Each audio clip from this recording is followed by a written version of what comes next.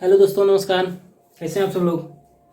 दोस्तों, आज हम पढ़ने वाले हैं संधारित्र। ना अपना चैप्टर है संधारित्र। क्या होता है, लास्ट क्लास में आपको बताया गया था कि संधारित्र का एक दूसरा नाम क्या होता है, कंडेंसर। ना कंडेंसर किसे कहते हैं, आपको सबको अच्छी तरीके से पता है। कंडेंसर का यूज सामान्यतः आप कहाँ देखे होंगे, फैन में ना, घरेलू उपयोग है। वैसे कंडेंसर का उपयोग हर एक मोटर में होता है, जहाँ भी इलेक्ट्रिक मोटर लगी होती है। फैन यानी कि फैन जहाँ भी होता है, फैन आपका घरेलू यूज में नहीं, हर एक मोटर सिस्टम जहाँ होता है फैन लगा होता है ना, तो उस मोटर में फैन लगा होता है, सॉरी फैन में कंडेंसर लगा होता है।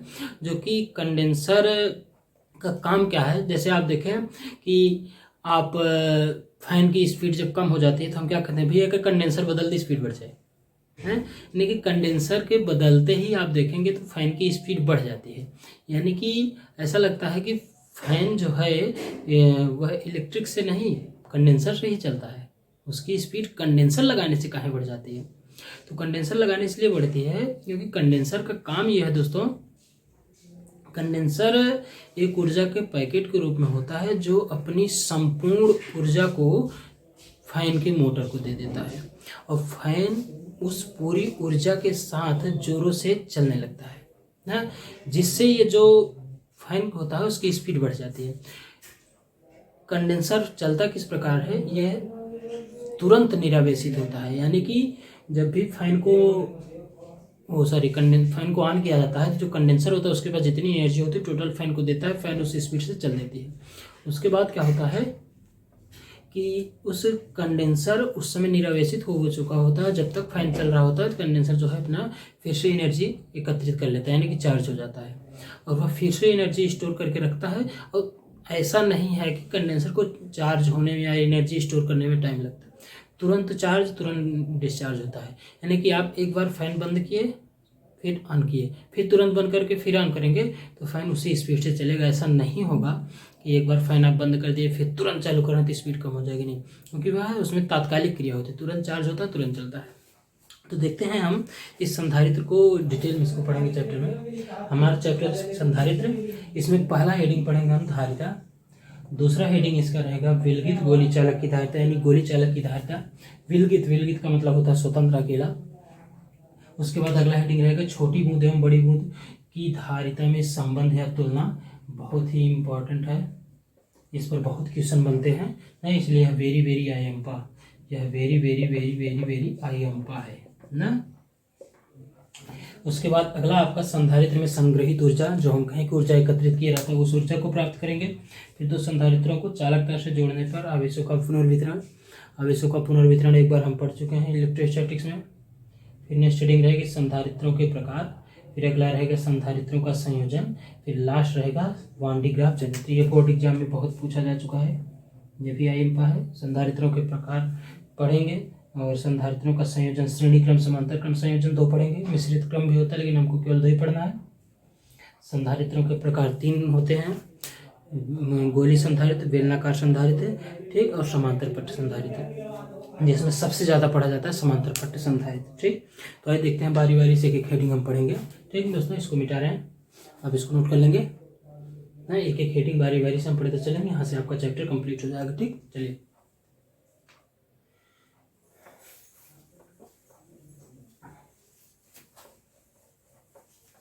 हाँ, तो सबसे पहले हम देखेंगे कि धारिता किसे कहते हैं ना, इसकी परिभाषा जानेंगे। धारिता किसे कहते हैं, इसकी परिभाषा जानेंगे कि धारिता की परिभाषा क्या होती है। किसी चालक के आवेश संग्रहित करने की क्षमता जो है उसे क्या कहते हैं, धारिता कहते हैं।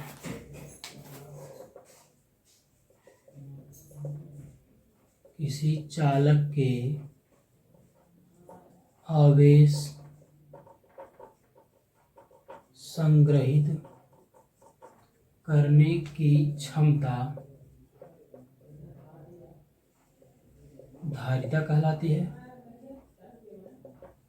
ना। मतलब कोई भी चालक है जो उसको आवेश एकत्रित करने की, संग्रहित करने की जो क्षमता होती है उसे क्या कहते हैं, धारिता कहते हैं। एवं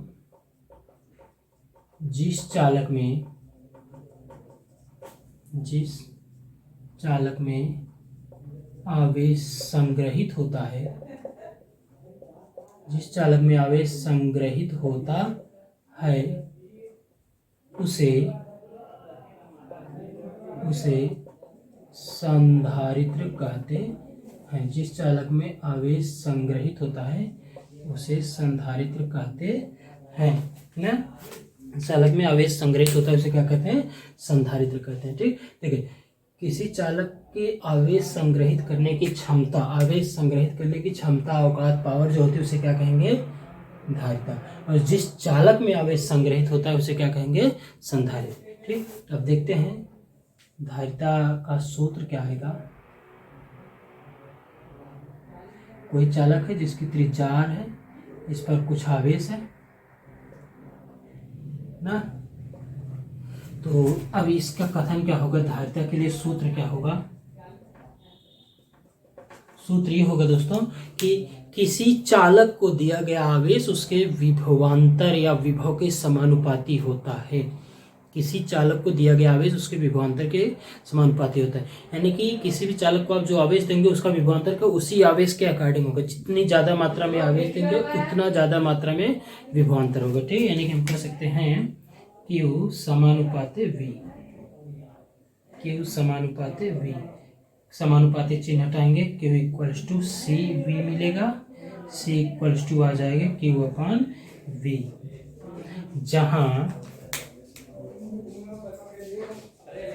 जहां आपका जो Q है, यहाँ का जो Q है चालक को दिया गया आवेश और V जो है चालक का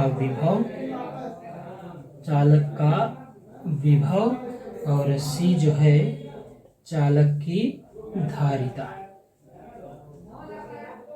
C यहाँ मिला है, C को समानुपातिक नियतांक भी इस सूत्र में कह देंगे। ठीक, C यही आपका धारिता का सूत्र आ गया है। ठीक, जहाँ C Q चालक को दिया गया आवेश, V चालक का विभव, C चालक की धारिता, ये है आपका। ठीक, इस पर आवेश Q दिया गया था। ठीक, कोई डाउट नहीं, इसको आराम से समझ के जल्दी से छापें। किसी चालक के आवेश संग्रहित करने की क्षमता धारिता कहलाती है एवं जिस चालक में आवेश संग्रहित होता है उसे संधारित्र कहते हैं। सूत्र कैसे आएगा? किसी चालक को दिया गया आवेश उसके विभवांतर या विभव के समानुपाती होता है, अर्थात Q directly proportional to V, तो Q इक्वल्स टू C ना, C equals to Q upon V ना। Q क्या होता है? चालक को दिया गया आवेश, V चालक का विभव, C चालक की धारिता। ठीक, नोट करें जल्दी से, छापे हुए हो गया, छाप लिया, मिटाएं।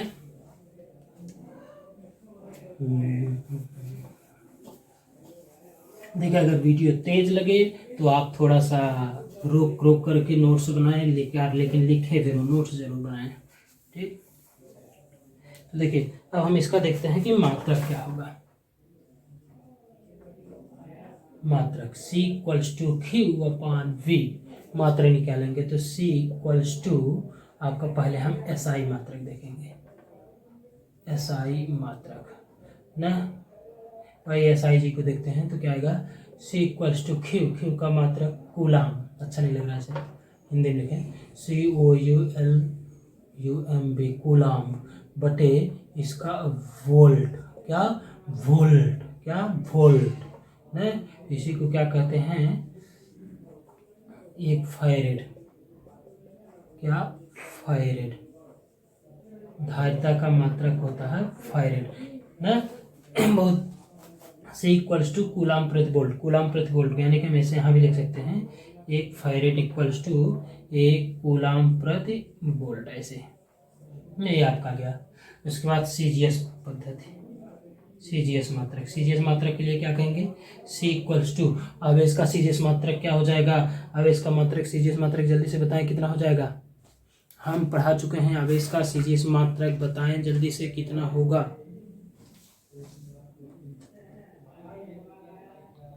अरे हो चुका, सबसे पहले ही क्लास में आपका आवेश का मात्रक 3 × 10⁻⁹ ESU लिखा गया था ना, तो क्या आएगा?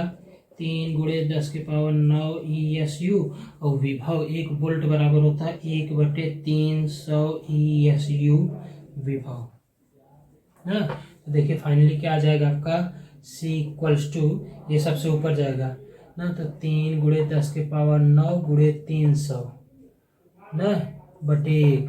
ठीक, तो क्या आ जाएगा 3 त्रिका 9 × 10⁻11। इसको कहते हैं state farad. State farad 1 volt बराबर होता है 1/300 ESU वो विभव या वोल्टेज। ठीक, ये भी ध्यान में रखें, ये भी आना चाहिए। जल्दी से छापे, इसमें कुछ समझने वाली बात नहीं है, जल्दी छापे। हो गया, चलिए मिटा रहे हैं। तो देखिए अब आपका क्या आ गया मात्रक। मात्रक आपका आ गया है क्या कहते हैं 1 कूलाम प्रति वोल्ट बराबर 1 फैरेड, और 1 फैरेड बराबर क्या आ गया है आपका 9 × 10⁻11 स्टेट फैरेड। ठीक है, ये मात्रक आप याद रखें। चलिए मिटाए।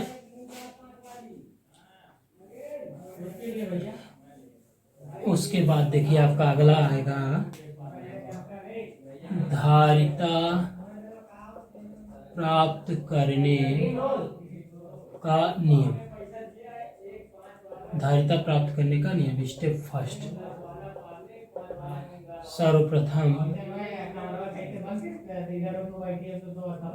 चालक को आवेश दिया जाता है। फिर स्टेप सेकंड चालक का विभव प्राप्त किया जाता है। स्टेप थर्ड सूत्र C = Q/V का प्रयोग करें। है ये कोई चालक है, कोई भी चालक किसी प्रकार का हो सकता है। सबसे पहले इस पर आवेश Q दिए, इसके बाद इस चालक का विभव प्राप्त करें। विभव प्राप्त करने के बाद आवेश Q, विभव प्राप्त करने के बाद जब विभव आ जाए तो C = Q/V, क्योंकि Q हम दिए हैं, विभव इस सूत्र से निकाल लेंगे। ठीक, ये किसी चालक की धारिता प्राप्त करने का नियम। स्टेप फर्स्ट, सर्वप्रथम चालक को आवेश दिया जाता है, फिर चालक का विभव प्राप्त किया जाता है, फिर स्टेप सूत्र। ठीक, जल्दी लिखें, छापे। हो गया। हाँ, तो आइए देखते हैं अगला हेडिंग, विलगित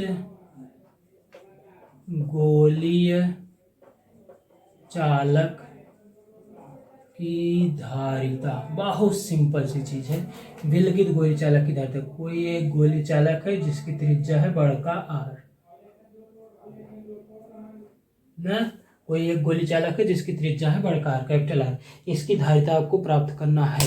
तो सबसे पहला स्टेप फर्स्ट क्या है, आवेश दे।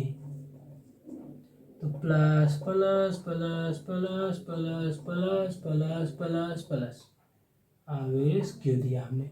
उसके बाद यानी कि आवेश यहाँ लिख ले थोड़ा सा, माना चालक की दिशा नहीं बे, त्रिज्या। अरे त्रिज्या कैसे लिखा जाता है, ये त्रिज्या बराबर R। हमको त्रिज्या लिखने नहीं आता ना, त्रिज्या बराबर R। अब उसके बाद क्या हो जाएगा आपको, चालक को दिया गया आवेश बराबर Q। बड़का के छोटका के कुछ भी लिख सकते हैं ना। अब अगला विभव प्राप्त करें। विभव क्या होता है, V = KQ/R। विभव का सूत्र ही है। अब धारिता के लिए सूत्र C = Q/V ना, तो Q अपॉन V का मान KQ/R। देख लें दोस्तों, Q से Q को रेत दिए, खत्म हो गया, R ऊपर गया तो क्या आ जाएगा R/K ना। यही आ गया आपके किसका, धारिता का सूत्र C=R/K। लेकिन अच्छा नहीं लग रहा, हमको पता है चूंकि K=1/4πε0 रखें तो C=R/1/4π, ऐसे अच्छा नहीं लगेगा, तो C=R/1/4πε0 है, ऊपर जाए तो C=4πε0R। ये आ गया धारिता का सूत्र, बिल्कुल गोली चालक की धारिता का सूत्र। मेरे दोस्तों, मेरे शेरों, मेरे जवानों, मेरे देश के भविष्यों, ये आ गया आपका विलगित गोली चालक का सूत्र, धारिता का सूत्र, विलगित गोली चालक की धारिता का सूत्र। बहुत जल्दी से लिखे, टाइम नहीं है, बहुत जल्दी से छापे। छाप लिए हीरो लोग, छाप लिए, जल्दी देखो, छाप लेना, मिटाना चाहते हैं, चलो मिटाओ। वैसे क्वेश्चन कराने का मन नहीं है, अच्छा नहीं लगता क्वेश्चन कराना, तो आपको ना तो मुझे, लेकिन फिर भी थोड़ा सा करा देते हैं। एक फेमस क्वेश्चन है, बहुत फेमस क्वेश्चन है, बहुत बार आए एग्जाम में, करा देते हैं ना। एक गोलीय चालक की त्रिज्या पृथ्वी की त्रिज्या के बराबर है तो इसकी धारिता ज्ञात करें। एक गोली चालक की धारिता पृथ्वी त्रिज्या के बराबर है तो इसकी त्रिज्या ज्ञात। एक काम करते हैं, इस क्वेश्चन को आपको हम होमवर्क भी दे देते हैं, इसको नेक्स्ट क्लास में सॉल्व करेंगे। बहुत ही सरल से सरल, यानी कि एकदम अगर आप चाहें तो पलक झपकते इसको हल कर सकते, बहुत ही आसान है। अब पृथ्वी की त्रिज्या किसी को पता हो तो अच्छी बात है, जिसको न पता हो उसको और अच्छी बात है, उसको पता चल जाएगा। देखें, पृथ्वी की त्रिज्या होती है 6400 किलोमीटर, या R=6.4 × 10⁻⁴ मीटर होता है। इसको लिख लीजिए और इसको आप सॉल्व करके लाइएगा। नेक्स्ट क्लास में हम इसको सॉल्व कराएंगे। तक के लिए धन्यवाद। पढ़ रहे हैं कि नहीं, लगातार आप लोग पढ़ते रहें, वीडियो को ज़्यादा से ज़्यादा शेयर, लाइक और कमेंट्स करें। आप लोग कमेंट नहीं करते हैं ना, तो लाइक करते हैं ना, तो थोड़ा सा कष्ट, इस अंगूठे को तो थोड़ा सा कष्ट दे ही दिया करिए ना, कि लाइक कमेंट करते रहिए।